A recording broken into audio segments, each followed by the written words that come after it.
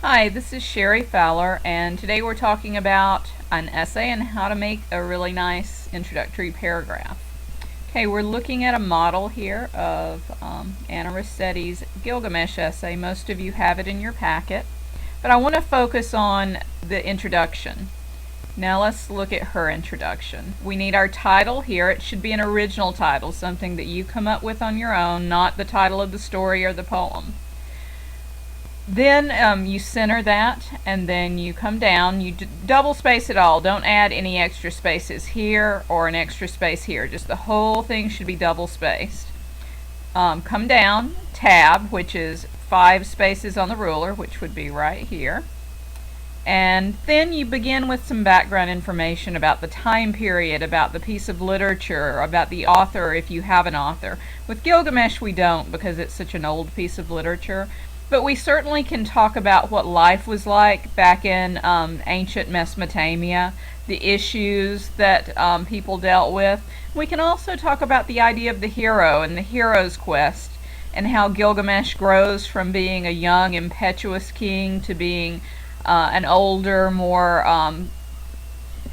appropriate king who is concerned about his people rather than himself by the end. Those are the lessons he learns along the way. So you want all of that here before you get to your thesis statement. Your thesis statement should be the last sentence of your introductory paragraph, and it's underlined here. I've numbered the part she's going to talk about. Now for some reason our little numbers have moved, so I'm gonna move these to match up. Okay, there we go.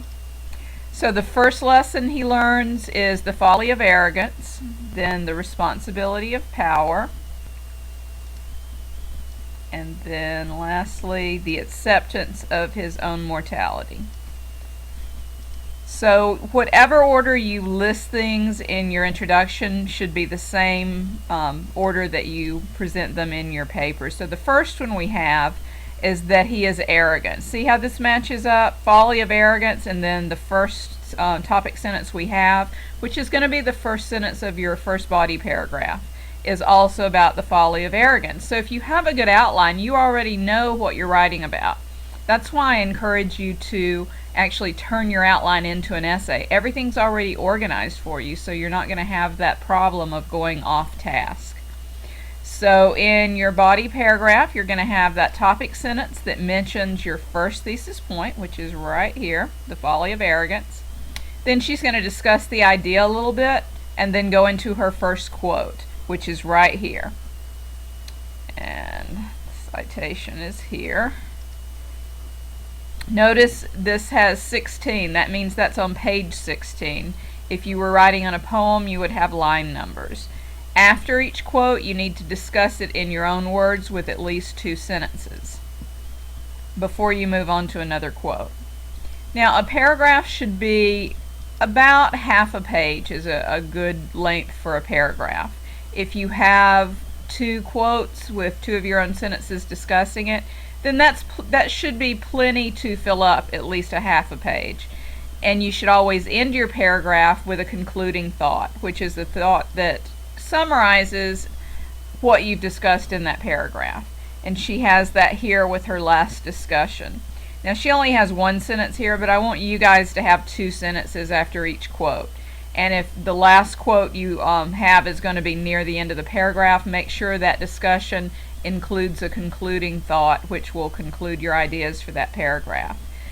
Okay, and then she's going to go on and she'll talk about the other ideas from her introduction. But since we're focusing on this introduction, I want you to really think about what kinds of ideas that you're going to put in your introduction. The thesis is going to show how the whole paragraph or the whole essay is organized, but how you get into your paper is important too. So all the material here needs to be well thought out. It needs to make the reader want to read the rest of the essay.